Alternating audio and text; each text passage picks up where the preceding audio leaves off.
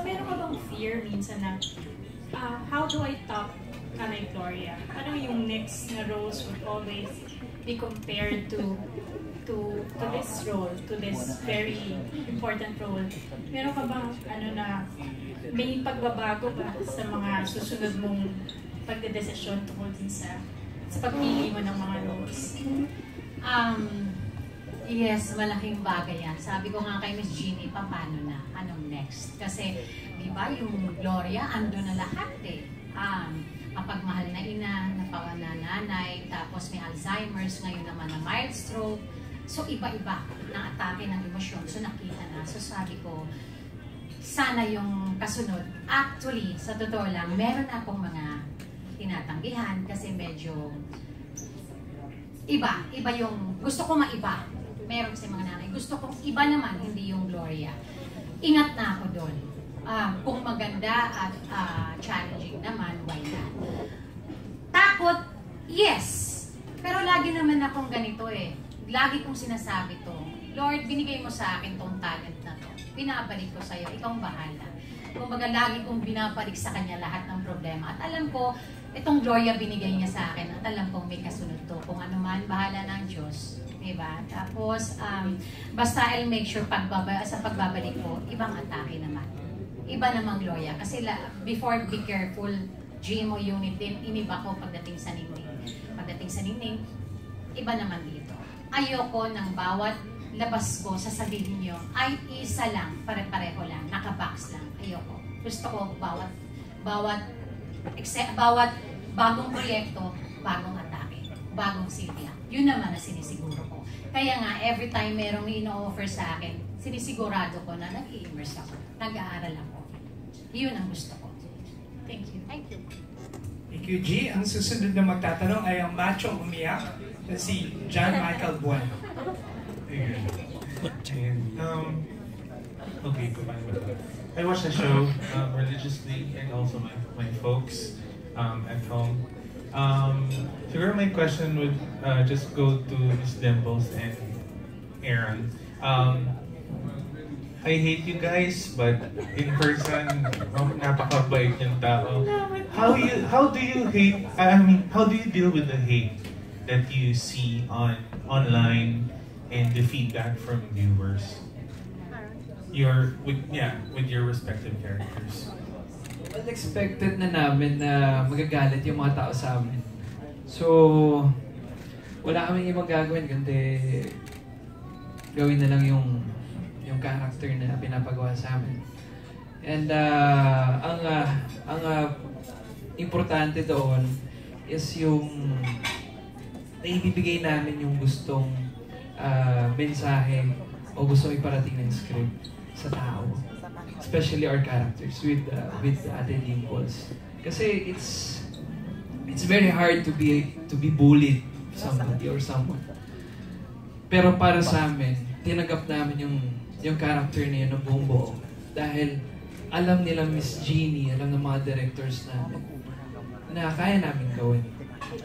At ngayon, dahil yung mga tao ay galit nga sa amin ni Ate, ang galing na rin kasi nila ngayon. Kasi before yung mga kontrabida, parang hindi nila pinapansin. Ano yung kontrabida na yan? Doon tayo sa bida. Ngayon, matalino na yung mga audience ngayon. Parang galing naman yan, kontrabida. And they really appreciate it. Yun yung dalawa na Dimples. Show religiously with your folks. Yeah. It's different when people tell us that they watch it together with their families because that means we've already reached our goal. Doon pa lang. Sa akin siguro, kasi nung pinitch sa akin to, noon pa lang, alam ko nang hindi ko talaga ito papakawalan. Gusto ko talaga itong gawin. Kahit anong mangyari, kailangan magawa ko si Amanda. And even at the pitching, I already knew what I was getting myself into. Alam ko na. Ngayon ko nga lang na-realize no, na sobrang totoo kasi ng The Greatest Love na mas hated ng mga Filipino families ang isang batang sumasagot at grabe makapagsalita sa magulang kesa sa kontrabida na pumapatay. Mas grabe. Talagang they despise it. They really don't want to see that. Because I feel we're all guilty of that. iba-iba lang ang mga levels, iba-iba lang. Ako lang kasi, hindi ako makarelate kay Amanda dahil kahit anong galit namin ng nanay kung mag-away kami, never ko siyang nasagot.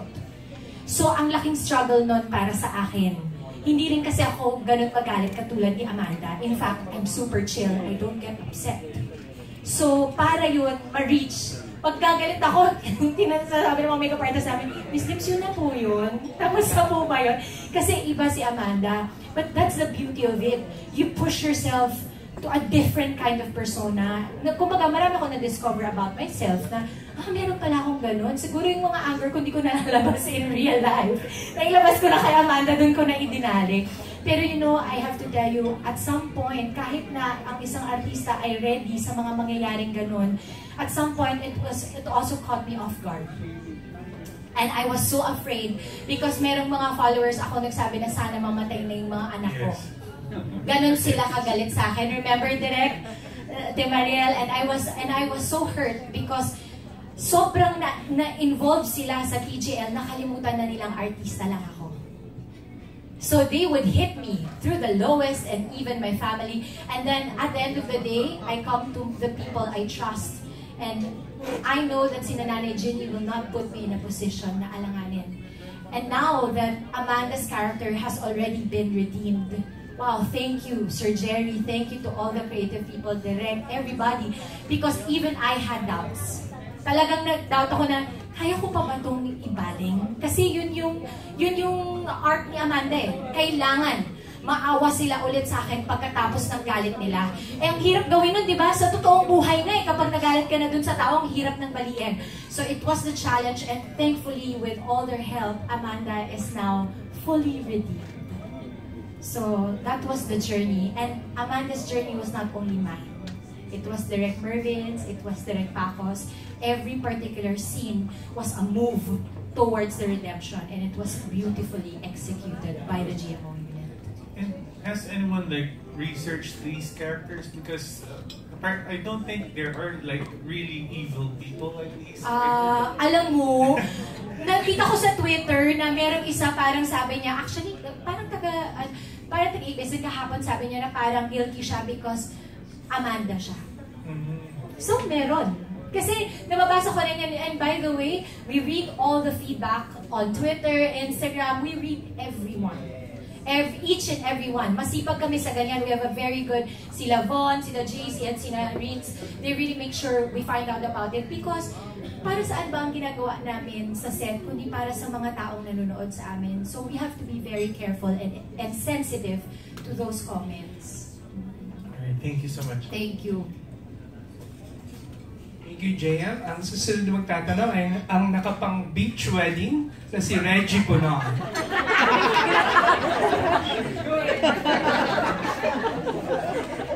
Halika, Reggie. Nag-walk out si Reggie. Tuloy mo na natin si Glenn, si Bongga. Partner kami ni Reggie. Glenn? Yeah, binook ako.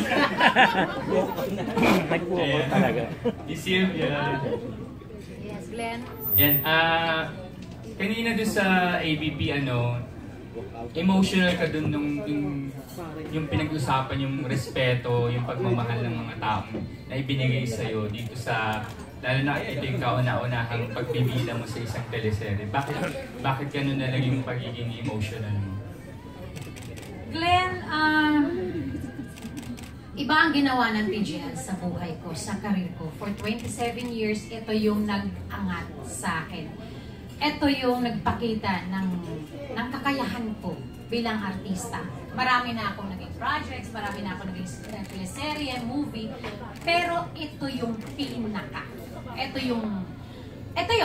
yung sabi ko nga, ito yung banding ko sa mga apo ko. And actually, para malaman nyo, yung umorder pa ako ng album ng wedding. As in, totoong album na para kong kinasal with Peter. From day 1 hanggang ngayon, naka-record to sa akin. Okay? Gusto ko kumpleto ako. Dahil gusto ko, pag marami na akong apo, nasa isang sofa na lang ako, at ito ang pagmamalaki ko. Ito yung sasabihin ko sa mga apo ko na ito yung pinakamagandang ginawa ko. Ito yung kahit saang mundo ako pupunta, ito yung bitbit ko, the greatest love. Ito yung nagpakilala sa akin sa lahat ng tao, sa kakayahan ko bilang artista. Yun. And of course, nanalo ka na ng ibang awards dati, di ba? Pero recently, yung mga awards na nakuha mo as Best Actress for Greatest Love, gaano mo binavalue yung award na yun? For, lalo na dito sa Greatest Love? Sobra kong binavalue yan na pag nakita nyo sa bahay, hindi yan naka-display sa labas o kung saan man, nasa kwarto ko sila lahat. Kasi alam ko, ito yung pinaghirapan ko. Ito yung sinabi ko sa nanay ko nung mag-aartista ako na 14 years old ako, sinabi ko sa nanay ko, Ma, isang araw, magkakaroon ako ng mga awards, pagmamalaki mo ako. Hindi mo pa makikita yan ngayon, hindi ko alam kung ilang taon ko bago makuha yon. Pero alam ko darating yung pagkakataon na yun, Ma. Kaya mula nung 1992 hanggang ngayon, dito sa TGL, yung mga awards na nakukuha ko, nasa kwarto yun. Akin yun. At hindi bili yun. Yun lang yun. Ayan, pinaghirapan ko yun. Tama naman. Naniniwala naman ang mga tao. Yes. Tapos, Miss Sylvia, yung tambalan nyo ni Noni as Peter and Gloria, talagang ang daming kinikilig based dun sa mga comments and reactions sa social media. Ano yung reaction mo doon sa na nagustuhan nila yung kumbaga love team nyo ni Noni?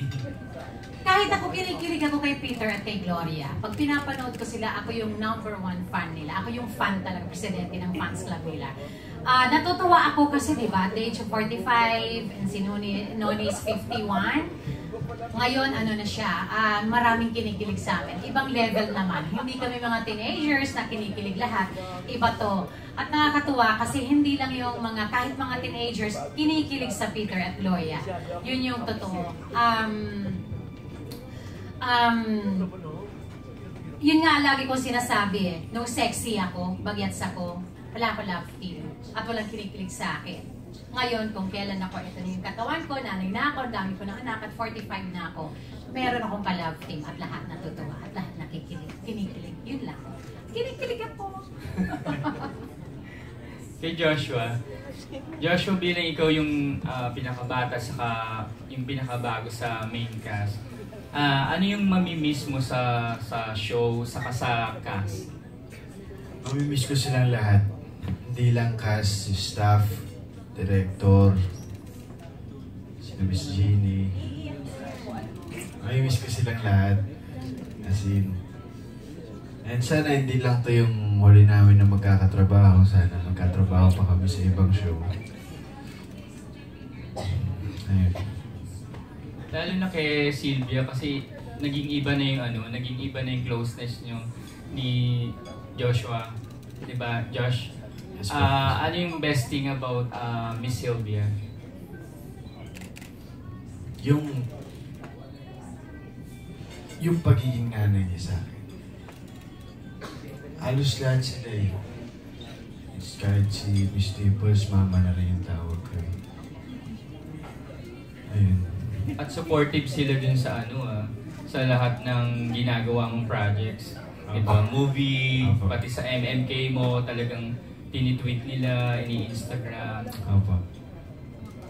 Maniningil po kami at some point. Ano yung need po? Maniningil po kami at some point. Hindi, galante naman. Ayan, since nasa yun yung Mike Dimples, of course, yung kahit ang daming negative about Amanda, meron pa rin naman positive sa kanya. Paano mo nakarelate dun sa, or ano yung pagkakatulad yun ni Amanda positively?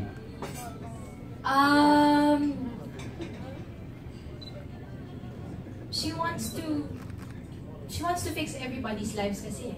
Gusto niya gusto niya involved siya sa lahat eh. Parang ako kasi panganay din ako.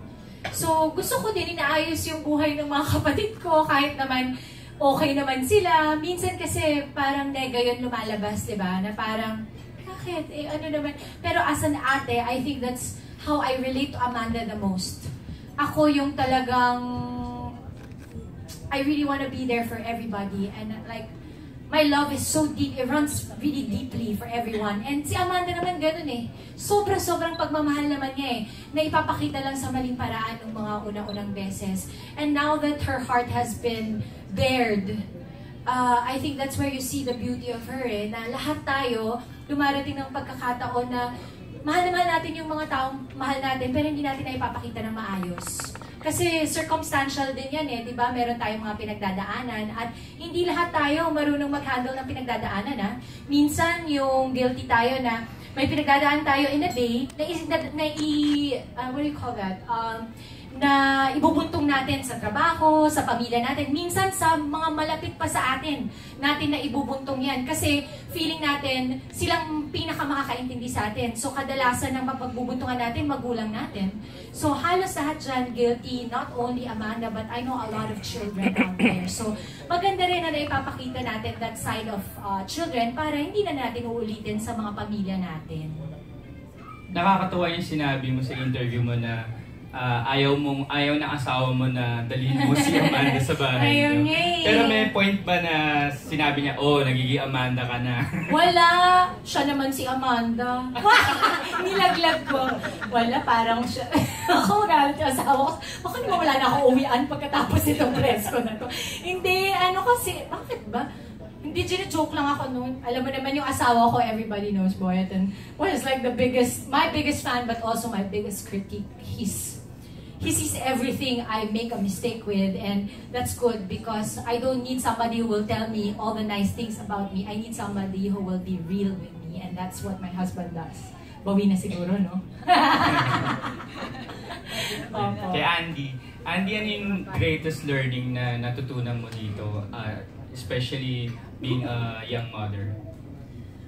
Syempre, first of all, like kung sinasabi, that time is very precious. Time is gold. You should never waste opportunities to be able to hang out with your parents, or may it be your parents or your kids or even your siblings, diba? Parang ako, para sa akin talaga, the most important thing in my life is my family. And because of this show, I realized talaga how much hindi dapat natin sayangin yung oras na meron tayo para sa kanila kasi hindi natin alam kung hanggang kailan, we don't know how long we have. So, ayun, para sa akin, so, in a way, mas nakikita ko, mas naging malinaw sa akin kung ano yung mga priorities ko sa buhay, kung bakit ko ginagawa yung mga bagay na ginagawa ko. Kasi, alam ko na kung para saan or bakit. Para sa aking pamilya, especially for Ellie. Nakadagdag ba yung greatest love sa pagiging complete woman mo ngayon? Especially happy ang love life at saka happy with Ellie. Yes, Aaron. Siyempre, kasi diba, lahat naman ng bagay nangyayari yan for a reason. And I've had the best memories, hanging out with people, with the cast and the crew of TGL, everybody that consists of it. We're all a family, and even our significant others and our children, diba, would go to the set almost all the time kasi everyday taping kami. So it's our significant others and our children that would come and visit us as compromise, and we would all just like have fun. Parang diba, one big happy family. And so I feel like having my family, the ones seated right here alongside me and over there, helped siguro build the relationship that I have with my child and my boyfriend in such a way that they see things from a clear perspective, that there's nothing to worry about, that there's no need to question anything. There's only respect and understanding. Yeah. And ako, I guess I have the same na rin naman for my partner, my boyfriend.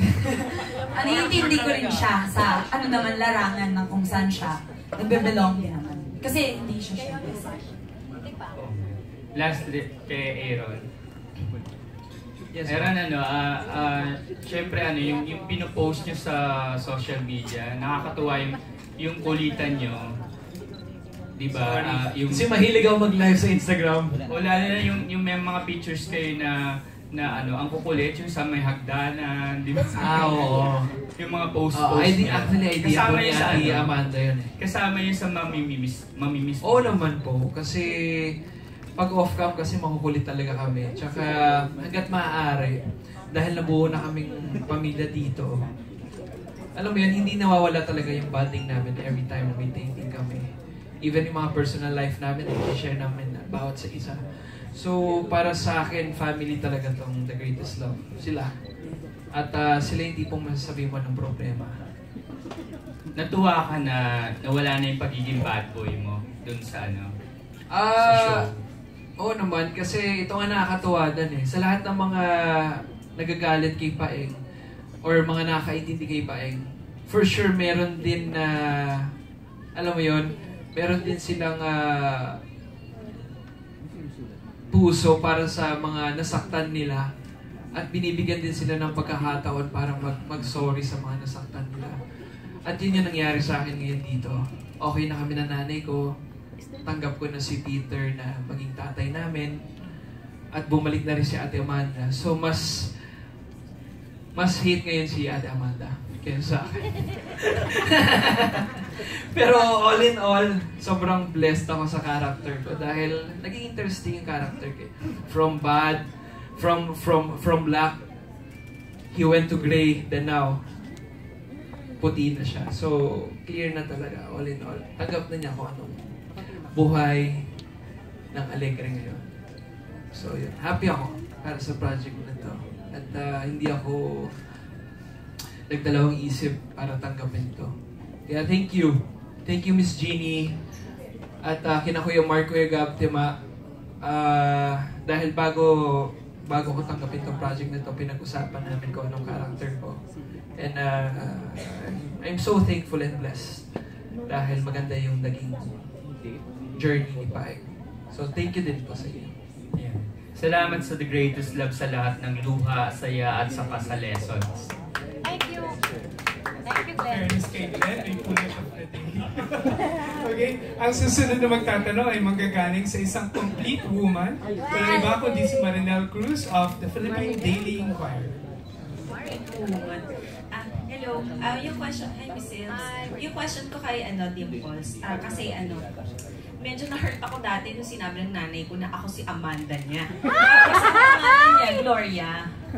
So, pero I realized na you said kasi na si Amanda just wants to fix the lives of yung mga loved ones niya. So, yun. During the 7 months, what do you think was the worst thing that was said about you bilang Amanda? And paano mo hinahandle yun? Because it doesn't mean na kung artista ka, immune ka na sa pain, diba, ng mga tira. So, how do you handle it? How did you handle it? Ay, pinagdasal ko silang madami. Talagang nag-pray. Kasi hindi ko rin ugaling mag-retaliate. Parang hindi ko rin Tsaka trabaho ko yun eh. Kasama yun sa trabaho ko. For anything, it only made me a stronger and I guess, hopefully, a better actor. Anong sample ng mga...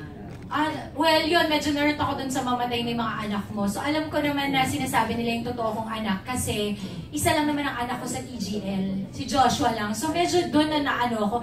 Meron pang, naman si Amanda, ang sama-sama niya sa nanay niya. May mga anak ba talagang ganyan? Tuloy, tinatanong ko si Direk Mervin. Remember, Direk, we had a talk. Direk, meron ba talagang ganito? Kasi baka mamaya, nakukompromise yung trabaho ko bilang artista dahil parang feeling naman nila, wala namang ganong anak. But truly, I was convinced na iniisip ko, baka siguro that's how strongly they feel about it because sometimes, sometimes when it's easier kasi for us people, I think it's easier for us people na makita ang mali ng iba kapag hindi ikaw ang nakakakita. Iniisip ko, baka siguro minsan, nagigilty rin silang, oh my God, baka nasagot ko yung nanay ko ng ganito. Kasi hindi ka naman aware niyan eh. Pagka nasasabi mo yon, and sometimes may mga tao talaga na sa rurok ng galit nila, nasasabi nila, akala ko mamamatay ka na. And in fact, ang naman talaga nung akala ko mamamatay ka na is because she was texted, mamamatay na ako. Kaya lang kasi, pag ikaw pinapanood mo, how can you say that to your mother? So yun, lahat kaya yan na-receive ko na, pati yung ano ba yung pilik mata mo? Gusto ko nang hilahin yung pilik mata mo, Amanda. Tinanggal ko nga yung pilik mata ko. Ano nang hihilahin mo? Wala na, di ba? Kasi wala na akong pilik mata na suot. Tapos actually pag binabasa ko, di ba meron yung parang si Isabel Daza ba yun? Yung parang nagpa-prank, yung binabasa yung mga rude na tweets about them. Meron ganun eh. Sa Amerika din, di ba meron? May mga tweets, naggaganan ako. Nung una, iniiyakan ko pa yan. Mga, siguro 1 week kong iniiyakan. Kasi yun yung time na iconic yung, yung scene, yun yung mamamatay ka na. Tsaka, oh my God, ano ba yun? Yung nagko-conclude, grabe din eh, nung nagko-conclude siya na, si papa ko lang pala ang may gusto sa akin. Gusto mo pala ako ipalaglagay. Hindi pa nila, syempre yung mga tao kasi alam nila eh, yung sikreto ni Amanda. So, ang cute kasi yung iba naman, Amanda, basahin mo na tong tweet ko, anak ka sa pagkakasala ng tatay mo para alam mo na. I'm like, alam mo at the point, ayoko nang basahin kasi ang nangyayari, ang lumalabas sa akin, feeling ko lang naman, lumalabas sa akin, alam ko na, hindi dapat eh. In fact, if I may give you a little, during the revelation scene, I did not read the lines of Nanay. I did not read it because I wanted it direct. Remember, kayo lang ni Nanay yung magkausap tungkol sa linya niya. I only knew about my lines, and if I felt na tapos nang magsalita si Nanay, that's when I threw my lines. Because I wanted to be as natural as possible, na first time kong maririnig talaga sa kanya. Kasi ang ganda ng show dahil initially alam na ng lahat ng sikreto eh. Yung artista lang ang hindi may alam. Kaya yun, lahat ng mga pambabash kay Amanda, naintindihan ko naman. Natakot lang ako dun sa mga parang may mga threats about my children. Pero, hindi naman yun, hindi naman siguro nila gagawin. So, paano ka? Paano? I really brief. Briefing. Na-debrief na-debrief. Hindi ko pa masyadong na-debrief yung sarili ko because I'm still Amanda now. So, I guess I'll do it after the show. Huwag ko munang i-debrief kasi marami pa kaming mga mabibigat na eksena. If I debrief now, that disconnects me from the character. So, up until now, I'm still connected to Amanda but in a very, mas magaan way. Kasi na siya ngayon eh, tawag dito, chill na siya, wala na siyang beast mode. And you feel na nawawala na rin yung mga nega comments? Oo, nawala naman. Kasi yung nega comments naman went with Amanda Beast Mode. Oo. So, nung nawala din naman yun, na-redeem, as soon as the, oh my God, when was this? As soon as the revelation, Nanay, wala na eh. All I got was love. And, ang nakakatuwa doon because na-ride nila yung journey ni Amanda. Nagalit sila sa akin, minahal nila yung character, kasabay ng paggalit ko sa character at kasabay ng pagmamahal ko sa character. Yun ang kagandahan nun, na nakuha nila, na-get nila yung arc ng character. Kasi ang ayoko naman sa lahat supposedly dapat hinihate na nila ako pero hindi pa nila ako hinihate. Supposedly dapat minamahal na nila ako pero hindi pa nila ako minamahal. Doon ako pinaka nakakatakot. Ibig sabihin, hindi ko nagagawa yung trabaho ko ng maayos. Thank you. Thank you, Amanda. Joke lang. Sabihin mo kay Mami, huwag harsh. Ayan, kung si Marinel nakarelate kay Amanda, ito namang susunod na magtatanong ay nakarelate kay Matt Evans. Walang iba kundi si Jimpy Anarcon of Pep. Jimpy, akala ko Amanda. Amanda. Grabe siya. Hello po, congratulations una sa lahat. Kay Andy po muna kasi Andy, yung kahapon sabi mo sa Showtime, di ba, it has been 2 years since yung huli mong TV and then nalinya ka sa Contra Leader Roles and then sa DJL, sobrang bait ni Lizelle. So parang, until ba now, paano ka nagkaroon ng siguro parang adjustment? Tsaka nahirapan ka ba? Kasi ang lumanay niya talaga. No, not necessarily. Actually, at first, when I got this role, I told niya, Kuya Matt, bakit ako? Parang naisip niyo ako for this. Pero at the same time, for me, I understood it. I mean, they know what they're doing. And just by the very fact that they chose to hand the project and the role in particular to me, just goes to show that they have something. Not just for Lizelle, but for me as well. Because, after all, I am their talent. And yung nakuha ko, parang yun sa akin, just like any other role that I'm handed. Tinatry ko siyang bigyan ng sarili niyang buhay in such a way that she will be nothing compared to the characters that I portrayed in the past. So hindi porket mabait siya tapos yung huli kontrabida kaya sila magkalayo. Yung pagkatao nila kasi yung mga, sa totoong buhay naman, most of the shows that I do are actually, realistic. And even if it's a fantasy area per se, there's the heart that, there's a heart still of a normal human being. And in real life, there's no kontrabida, there's no bida, you know what I mean? We're all just human beings here. We all have the reason for doing everything. There's always a reason for our decisions in life, for why we do certain things, may it be to hurt other people or to help. And kay Lizelle, sabi ko lang talaga na I'm just going to make sure that just because she's mabait, she's going to be, that typical always boring na. Diba? Yung parang, porkit mabait, yung parang para sa akin yung common misconception is, why just because you're modest, just because ikaw ang bida. Pagka bida ba, pagka mabait, kailangan modest, kailangan hindi nagkamali, kailangan walang boyfriend. Alam mo yun, parang pwede naman maging maganda yung puso pero strong yung personality, di ba? Parang I hope that's something that I really hope would be noticed by the viewers more now that we have more, parang mas nagiging matapang na tayo sa pagka-share ng mga, pagkapili ng mga concept na pinapakita natin sa mga tao. Na we can also show, especially in my case, other aspects of being a woman who's admirable, because women who are admirable women can also be admired because they're strong.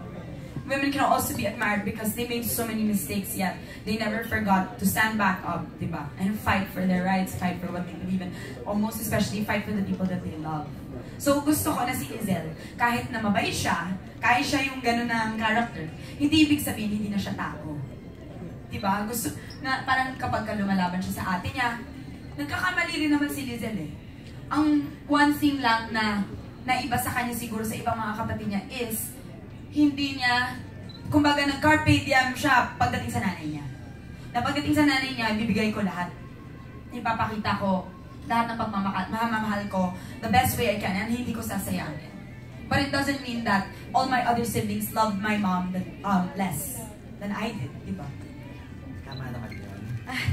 Tsaka kasi may eksena kayo ni Ate Dimples, di ba? Yung hinila mo siya sa hagdanan. Tapos pababa, nahirapan ba kayo doon?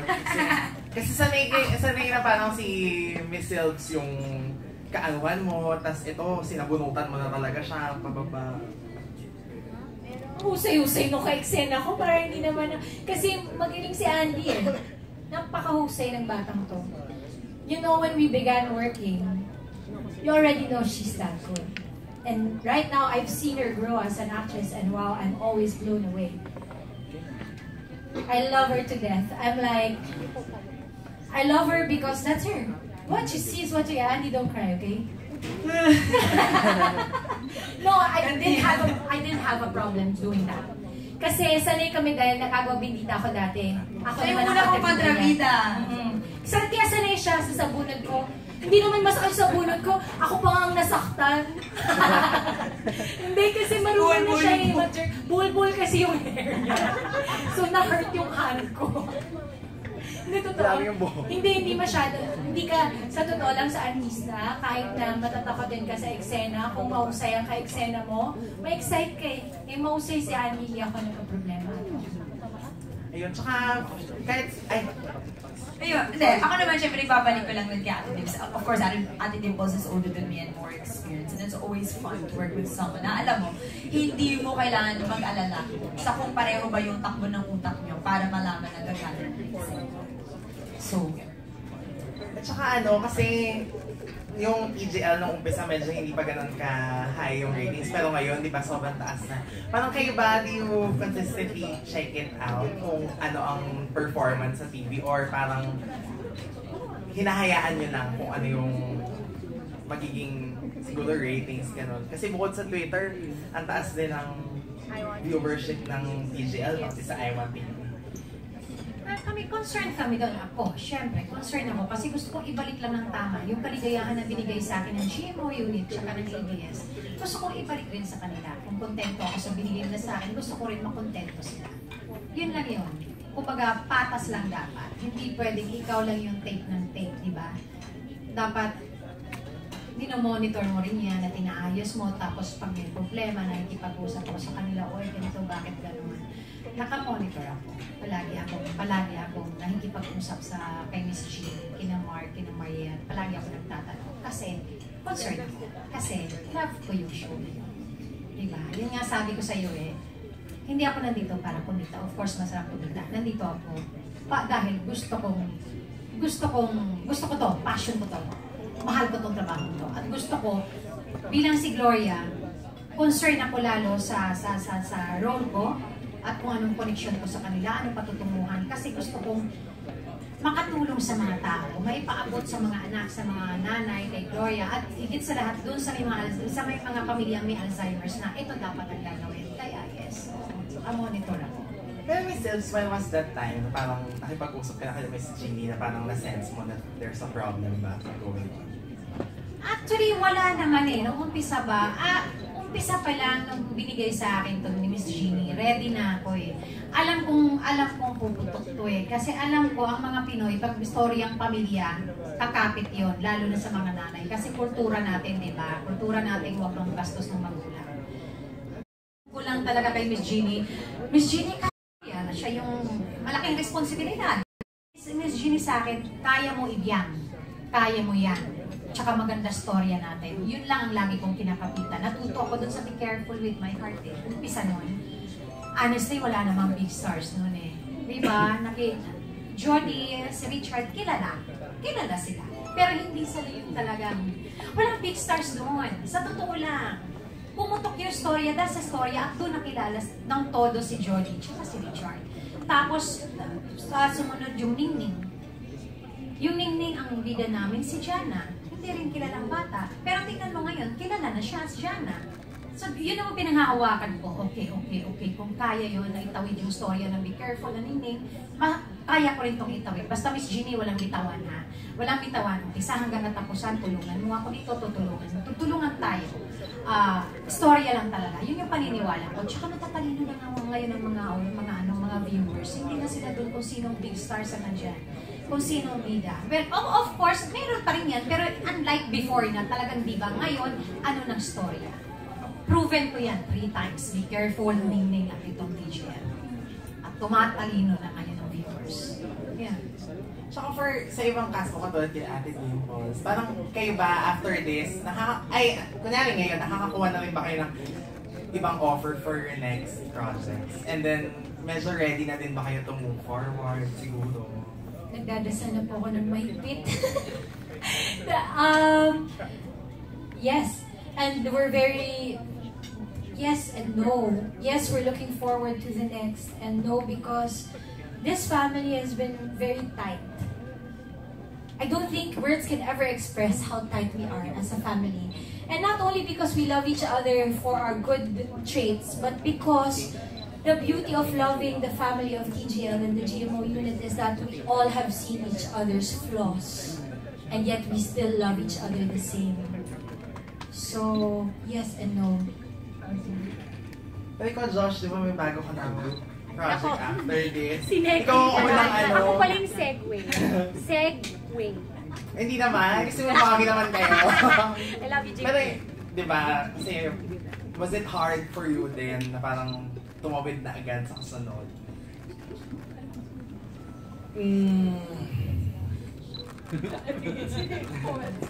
Kinakapitan ko pa, baka malaglag malaglag. Kakagising lang. Yes, mahirap syempre kasi yes, and yung GMO kasi this first time ko to na mag-work sa ibang unit, pero excited ako. Ayun. Kasi masyadong tumatak din si Z kasi parang ngayon aminin naman natin si Joshua isang sa mga most in-demand teen stars, di ba? Simulan natin ng NK, tapos nasunod ng TGL, ng MMK, and then Vincent ka, tapos ngayon sunod-sunod na yung projects mo. Yan. Congratulations po sa inyo lahat. Okay, we are down to our last question. At syempre, manggagalingan sa doting mother at nakaka-relate sa character ni Gloria. Wala iba kundi si Janice Navida of Bulgar. Good afternoon po. Afternoon na kasi, nag-start tayo ng morning. Kay Miss Sylvia muna po. Kasi yung the greatest love can be considered as the highest form of love. Kanino niyo po ba masasabi talaga to? For your mom or for your kids? Lahat. Nanay ko, anak ko, tsaka sa Diyos ko. Yun yung tatlong solid. So, kung may susunod man yan ang mga tao na sa paligid ko na nagmamahal sa akin. Yun. Anak, kasi syempre sila yung buhay ko. Diba? Sila yung buhay ko. Sila yung mundo ko. Kasabay ng asawa ko, siya ang mundo ko. Siya ang lahat-lahat sa akin. And actually, after ng TGL, ang bala ko umuwi ng Mindanao. Bibisitahin ko ang nanay ko at gusto kong magpasalamat at gusto kong yakapin ang nanay ko. Kasi, ang nanay ko ay si Gloria. Si Gloria, nanay ko, walang ginawa kundi magtiis. Kahit minsan nagiging matigas ang ulo namin magkakapatid. Pero nanay ko lang ginawa kundi magdasal. Umiyak sa Diyos, ayusin mo mga anak ko, ayusin mo buhay nila bago ako pumikit. Si nanay ko ay si Gloria. Kaya yun, balak ko talaga pumunta at umuwi, yakapin siya. Namimiss ko nanay ko. Kasi hindi yun palagi dito. And,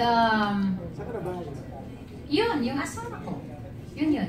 At higit sa lahat, kasi ang asawa ko, suportado niya ako mula umpisa hanggang katapusan. Ngayon na hindi niya ako iniwan. At higit sa lahat, ang Diyos. Kasi alam niyo, mula nung pinanganak ako at nagkaisip ako at pumunta akong na Maynila, ang dami kong pinagdaanan, hirap, sobra.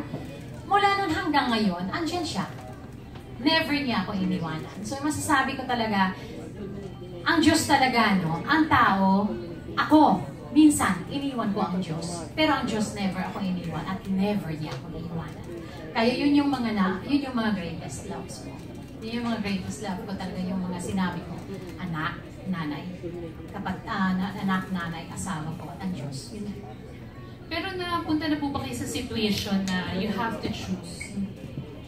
You had to choose kung sino yung, sa mga greatest loves nyo, yung papanigan or, kasi nanay, asawa, anak, diba? Ang hirap kung may mga situations na gano'n. Or what advice can you give sa mga nasa ganong situation? Alam mo, pasalamat ako kasi never dumating ako sa ganyang buhay na kailangan kong mamili. Alam mo yon? Kasi yung asawa ko, iniintindi ang nanay ko iniintindi ako bilang may asawa, ang mga anak ko, iniintindi ako. Swerte ko dyan, ang swerte ko dyan. Kailangan lang, meron lang mamili ako kung kailangan kong magstay sa Mindanao, sa nanay ko. O kukunin ko nanay ko, papuntahin dito, dahil dito yung asawa at anak ko. Actually, mas namili ako Ito yung pinili ko sa buhay ko. Kung dito ako sa Maynila mag-aartista hanggang huli, or babalik ako sa Mindanao, yun lang yung pinagpilian ko talaga sa tanang buhay ko. And gusto ko magstay dito, dahil dito mga anak ko, tsaka syempre asawa ko, yun lang. Pero pagdating sa pamilya, wala talaga. Ang swerte ko dyan, yung blessing ko dyan, lahat ng tao na sa paligid ko, kahit kaibigan ako, wala silang ginawa ko, andyan sumuporta at willing silang makipaglaban para sa akin. Blessing ko yan. So dadalhin nyo na yung mom nyo ngayon dito sa Manila, pag uwi nyo ng Mindanao? Ay, hindi, yung nanay ko kasi ayaw talaga sa Maynila Yun ang problema naming dalawa. Wala kami ibang problema, yun lang. Kasi gusto ko, syempre, matanda na siya. Gusto ko, dito ka sa tabi ko. Kasi lahat nandito, kailangan mo, hindi mo kailangan kumilos, hindi mo kailangan magtrabaho, andito ka sa tabi ko.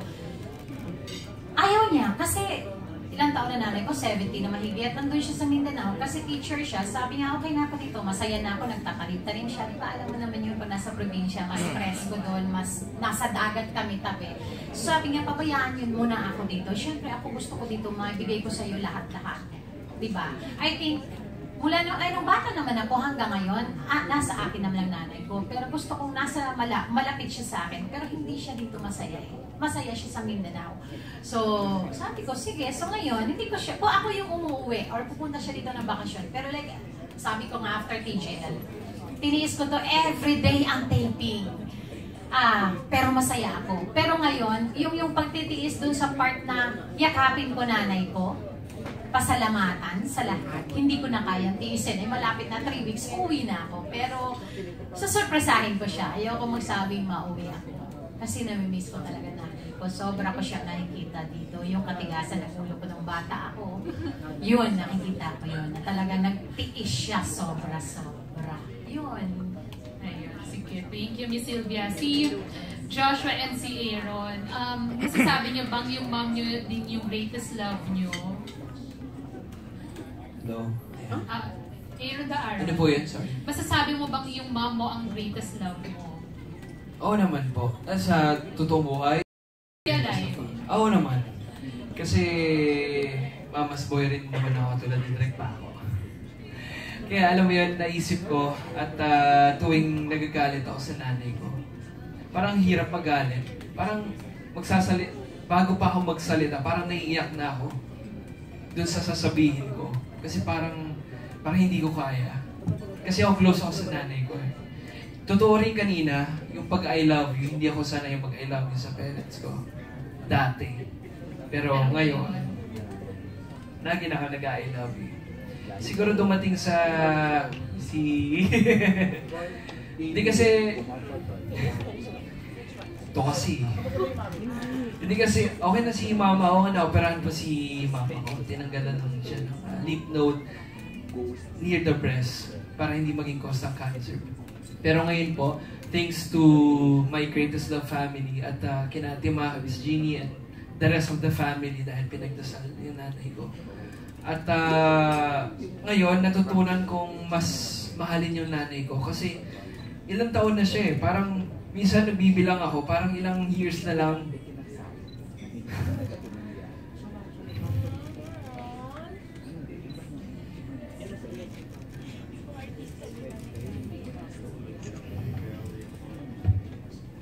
Parang ilang years na lang. So ako 26, turning 27 na ako. So ilang years na lang para, alam mo yan, to spend time with my parents. At and not all the time na bata ako. So I have to grow up. I have to know my responsibilities as a kid. So yun yung lagi kong iniisip. Konting taon na lang, anytime mawawala yung parents mo sa tabi mo, at in the future, magiging parents ka rin. At gusto mo, yung pagmamahal na nakukuha mo sa anak mo, gusto mo rin yun makuha pagdating ko at pag naging magulang na rin ako in the future. So, ngayon, binibigay ko lahat ng oras ko sa family ko.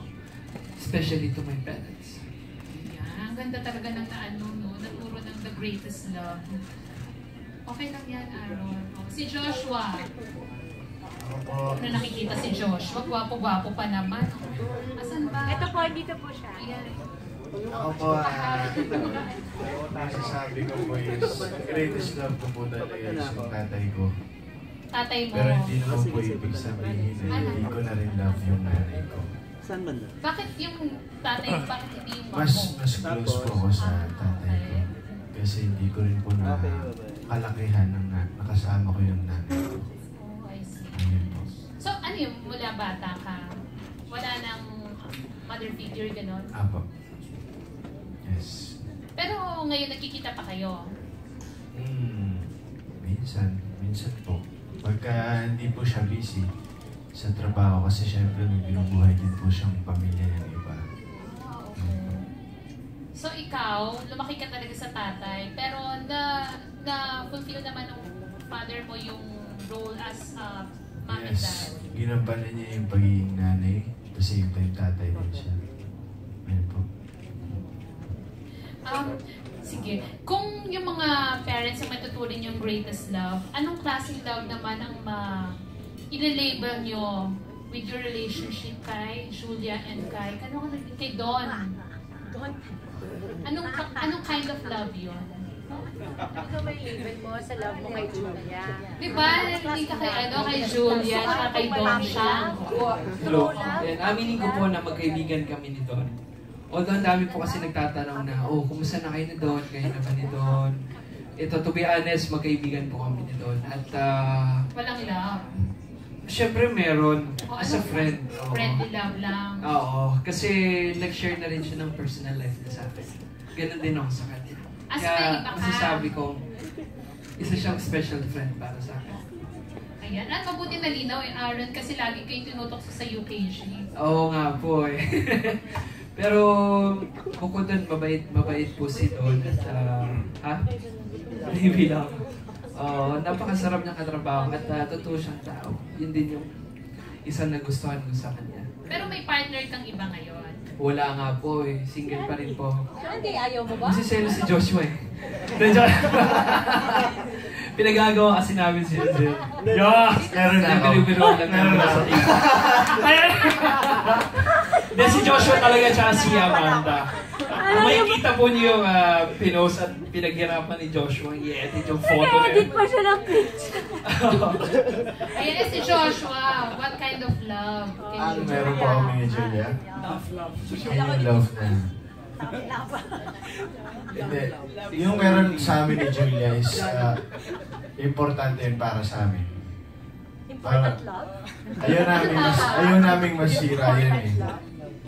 Hindi ko yung tawag din. Huwag kang humawak sa akin, love team. Huwag kang humawak.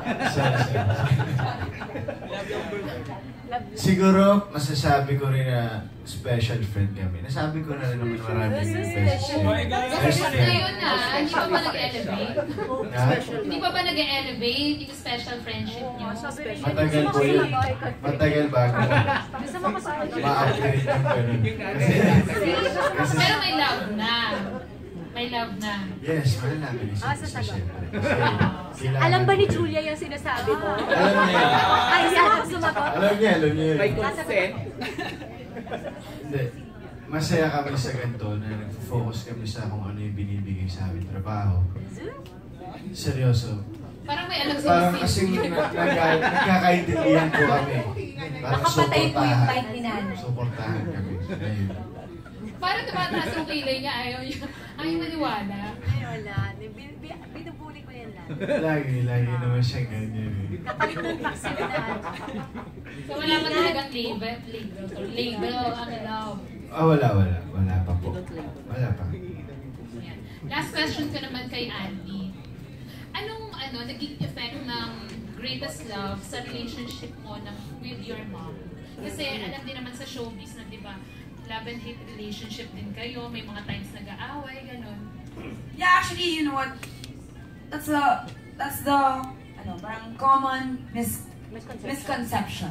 Is that they think that just because I'm a celebrity and my life or whatever happens in my personal life is talked about in the media, yun na yung nangyayari, yun na talaga. My mom and I, we don't have a love-hate relationship. We may have a lot of misunderstandings, but we love each other very much. And it's just that, it was only until, hindi kasi ako affectionate, tapos yung mom ko, sobrang sensitive niya na person. As in, sobrang sensitive niya. So ako parang, ito na kasi talaga ako, as in, feeling niya, hindi ko, ito na ako, sorry guys, pero this is it. Hindi ako talaga, hindi talaga ako affectionate. If anything, parang kung ano yung mga sinasabi ko about my daughter kapag mayroon akong mga series sa mga captions sa Instagram, yun na siguro yung pinaka-affection. And so, nagkakaroon kami talaga ng mga misunderstanding. And since kami, mag-ina, di ba, nakatira sa isang bahay, palagi kaming, to sobrang open pa namin sa isa't. So, palagi kami nagkakaroon ng mga, pagtatalo. Eh, di ba kung honest ako, yung nanay ko, mas honest pa yun eh. Parang, hindi naman kailangan sabihin, share pa. So, kaya akala ng mga tao na love-hate relationship. Pero, hindi naman talaga. And then, the difference is that now I live alone, I live by myself, and I'm hanging out with, example, Tita Sylvia, who basically became my second mom, and then Miss Jeannie, and then Ate Mariel over there, who are also moms just like us. And Ate Dibs pala. Nanay ko rin pala siya. Parang, siguro yun, parang mas grow na rin yung relationship ko with my mom in the sense that, alam ko, as much as I recognize these people as admirable mothers that I would want to be like when I'm as old as them. Because I'm young, they're old. Gusto ko, shucks, dapat hindi ko kalimutan na pati nanay ko rin, hindi na kami nakikita. Kailangan pati si nanay, masigurado ko rin siya din naman. Dapat, kung sila, mahal ko sila at nire-respeto ko sila bilang mga ina, dapat hindi ko kalimutan si nanay din. Katawagan ko ngayon sa bahay. Paparamdam ko rin naman sa kanya na, uy nanay kahit mayroon akong sarili kong life, sobrang big part pa rin siya. Tsaka yung brother ko. Love na love ko pa rin sila. Was there a time, Andy, na nag-ala Amanda ka? Hindi, pero pinipilit niya. Diba? Hindi kasi, yun na rin, that's the thing is, my mom is very sensitive. My mom is very sensitive na, tapos ako, hindi nga ako masyadong affectionate. So parang, para sa kanya, Mother's Day, ganun, puyat ako galing taping. Noong patalo nakatira pa ako sa bahay niya. Mother's Day, nasa taping siya, ako puyat ako galing naman taping. So natutulog pa ako, 11 a.m., umiiyak na yun. Kinalimutan ko raw siya batiin ng Happy Mother's Day. Parang, hello, pwede magising muna, di ba? Wait ka lang, parang masyado siyang natatakot. Ba? Eh ako, since hindi nga ako affectionate, imbes sasabihin ko, Nay, hindi totoo yan. Of course, I love you. Tutulog lang ako. Ako naman, bala ka. Ganun ako eh. So parang, but it doesn't mean that, it's true. Siguro parang yun nga. So I would say, somehow naparamdam ko yun sa kanya. Pero, yung clarification na it was never my intention. You know, this is just the way that I am. Ayoko talaga ng mga confrontation, ayoko talaga ng mga drama-drama, ganun. And yung ina ka na rin, gusto mo ba yung kind of relationship na meron kayo ni Miss Shopping, ang maging relationship niyo rin ni Ellie? Oo naman po. I want to raise Ellie to be a strong and independent woman who knows how to make decisions for herself na hindi ko kailangan gawin para sa kanya. Kasi nandito lang ako as a mom to guide her, not tell her what to do. It's her own body, it's her own life, it's her own mind, it's her heart. And I respect that. And all I want is to raise her in such a way that I know that her decision making will not be as tagilid as mine. So medyo parang gusto ko pareho kami na relationship, ang difference, pero at the same time, may trial and error din. Parang gano'n. Diba? Parang kung ano yung medyo tumagilid yung sa sense na to yung sa relationship namin ng mom ko. So, gagawin ko kay Ellie, ganito na pa. And Andy, kung hindi rin siya affectionate like you won't mind. Ganun talaga. Si Ellie, she's very, very, hi, Ellie! Ellie is very, very affectionate and she's very, very sweet and I'm so lucky. Pero I'm really also happier to see that now I have her and it's her job to be sweet to my mom. So, noon na lang ako, uy, Ellie, go, hug nanay. Love nanay. You kiss nanay and be there. Kasi hindi talaga ako ganun. Pero, yun, I love it.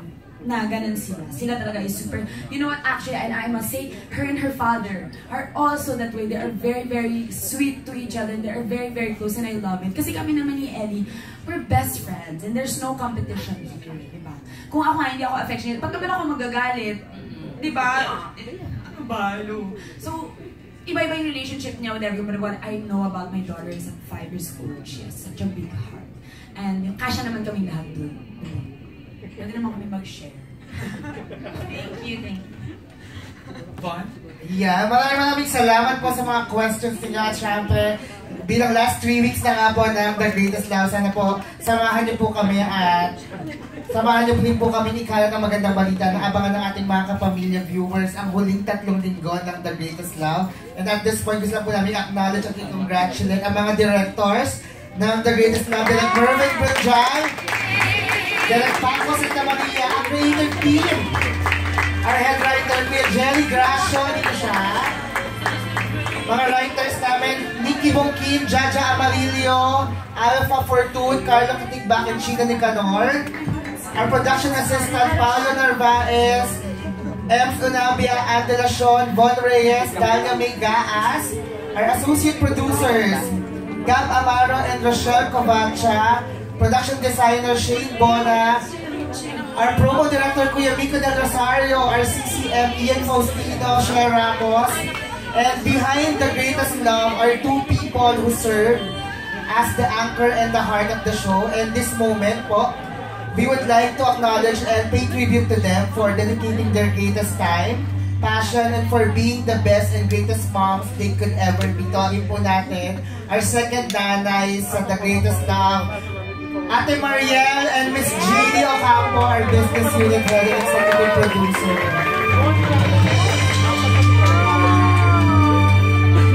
Maraming maraming salamat, Miss Jeannie, Ate Mariel.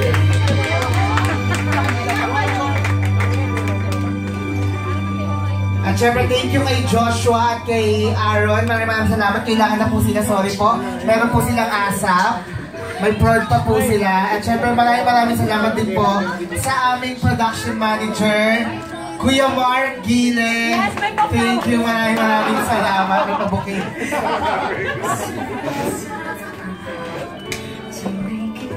At para po balikan natin ang aming palabas at para po hindi niyo po maalala kung gaano nga po kaganda at nakapagbigay ng impact ang The Greatest Love sa ating